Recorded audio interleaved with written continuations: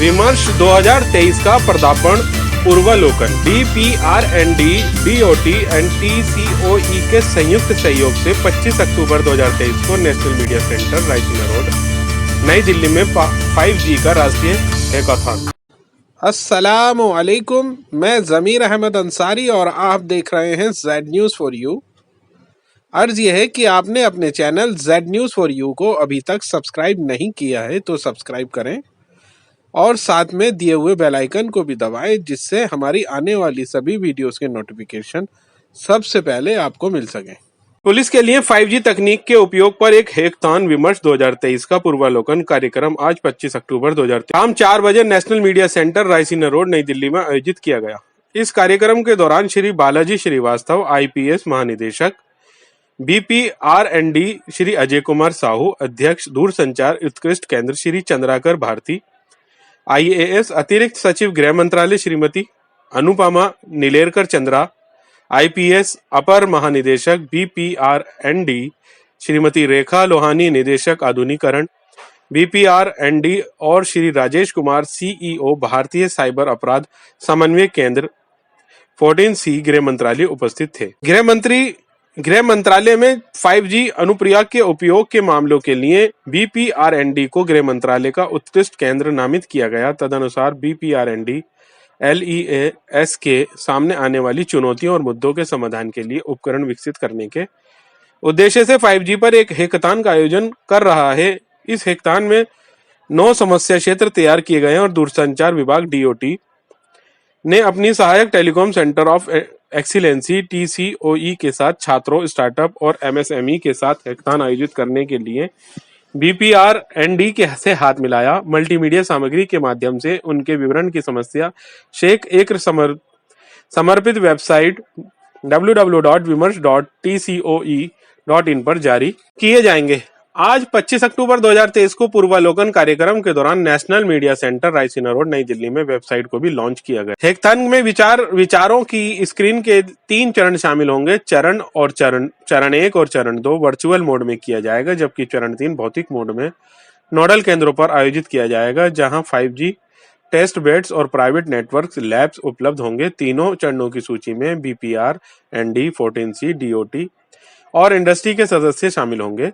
चरण 3 के पूरा होने के बाद हमारे पास प्रत्येक समस्या क्षेत्र के एक विजेता के लिए अंतिम नाम होंगे, जिसके लिए फरवरी 2030 में समापन सत्र के दौरान 1.5 लाख रुपए की पुरस्कार राशि की घोषणा की जाएगी। यह उल्लेख करना उचित होगा कि जीतने वाले विचारों अवधारणाओं के प्रमाण POCs के प्रोडक्टिजाइजेशन के लिए 2.5 लाख रुपए निर्धारित किए गए हैं, जिसमें LEAS के उपयोग के लिए व्यवहारिक उपकरण समाधान प्राप्त करने के लिए आगे इन कॉम्पिटिशन ऑब्लिक इंसेंटिविजेशन एवं फंडिंग किया जा सके।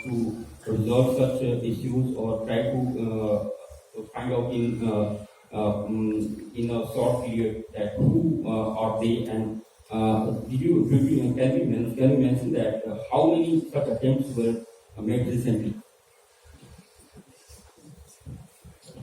Thanks for the question. This is regarding the internal safety of our own application. Recently, the Minister of Home Affairs has convened a meeting of the law enforcement agencies and to make an assessment of our own web applications. So they have graded the applications on that one. And the second thing is that not only the NIC, there is a empaneled vendors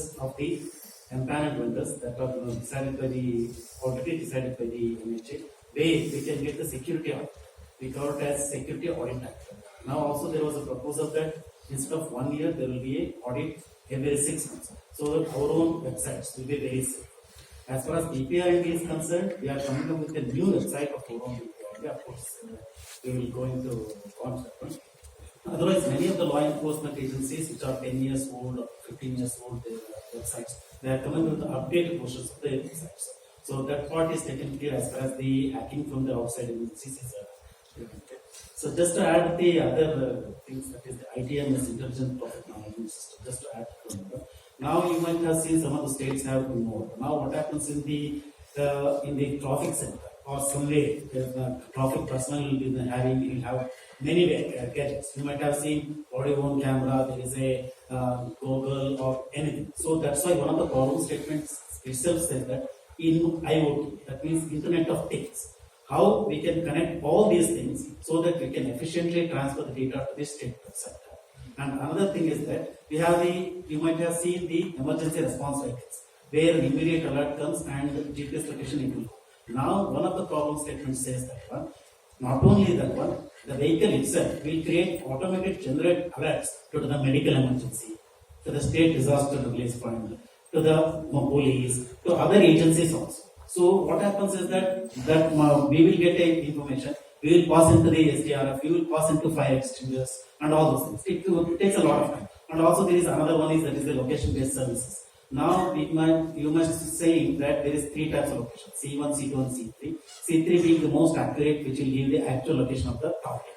Now there is also a problem statement which says that even with an internal authentication, as you see in the BCP or some of in the state's Joint Commission of Police, as only the nodal officer to get the CDR, IPDR of the LBS, the location-based search. Now, one of the problem statements that says that one, if I am the DCP, then I can authorize a sub-inspector or a ASI who goes on to a very far-off place, who can directly access the location-based services. This is one of the things. And somebody else asked about the data protection. If you see the CCTV, it has one separate tunnel. It works not in the same tunnel. It has a VPN tunnel where it goes to the state data center, and finally it will go with a separate tunnel to the NCR.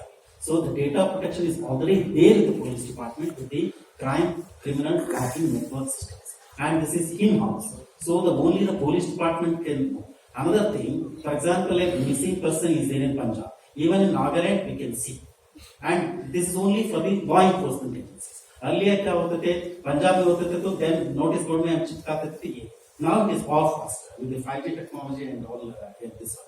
With the cryptocurrency, somebody was telling about the across the ones. Now the government has come up with a policy of the 1%, that is the percentage of tax. Apart from that, whatever the gains you make, 30% tax is there with no set off and set on as there in the GST. So that is already done by the central government to have a control over regulatory measures with the cryptocurrencies. That is one of the most challenging for the cyber security. This one. So, only last question, please. yeah, please. So, follow-up question on the data protection issue. It's not just about cyber security of the data, it's also about the privacy of citizens. And all the problem statements that are there on the website actually defeat the principle of data minimization. So, what do you have to say to that this will actually lead to a surveillance regime? Even in the presentation that happened right now, there were 2 particular sections: predictive policing and 360-degree surveillance. So do you think that actually... No, it is not against the enforcement. For example, we have developed in that way that, for example, an accused has crossed a particular judge. Now we have a DGR in airports, isn't it? Accused has passed in a judge. Or automated number plate recognition. ANPR, a vehicle, accused vehicle has passed a judge. Now the idea of the 5G technology is that with artificial intelligence and machine learning, the CCTV not only captures the data and just sent to the state command center control, CCC. It will automatically learn itself, oh, this is the person who is wanted for this crime. His criminal background. Now it will automatically generate the alerts to the nearest SHO, police station. Oh, this person has entered your area. This accused vehicle has entered your area. You be alerted. It is not only not like that. For example, Ramnavami and this communal, this one section, or in VA security. We want to know who has appeared, who has come. It only tracks only whatever the field that has been given. We have given a lot of accused person's name, ANPR and all those. So it will identify and it will create alerts to the other. Yeah, so don't go by the name 360-degree surveillance, which somebody wants to know everything about everything. No, it's not going to happen. Please appreciate that we are talking about 5G. 5G is, how is 5G different from the previous generations? It is only the speed at which it is sending data. So until unless the data is available, how can it be sent? Instead of sending it in 1 millisecond, I am sending it in a half millisecond. That is the only difference. Instead of sending at 5 Mbps, I may reach up to 1 Gbps. That is the only difference. So let us not bring in other issues here. So it is only the speed, and when speed and volume is with us due to 5G, then we can take the benefits of technology to the remotest part of the law enforcement machinery. That is the only item I have to say. Thank you so much. All of you are requested to kindly join correctly on the cafeteria on 4th floor.